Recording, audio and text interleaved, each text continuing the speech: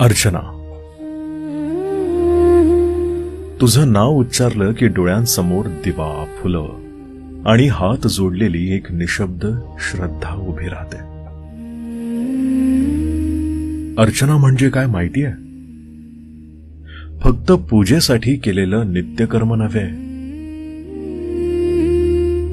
तर कोणाचं तरी आयुष्य नजरेआड राहू नये म्हणून रोज मनापासून केलेली आठवण. आईनं सकाळी उंबरठ्यावर मांडलेल्या रांगोळीसारखे,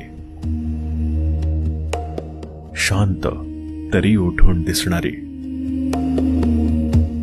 ए अर्चना, तू तशीच आहेस. शब्द कमी पण कृतीतून प्रेम ओसंडवणारी. घरातलं काही बिघडलं, कोणी हरवलं किंवा कोणाला फक्त एक खांदा हवा होता,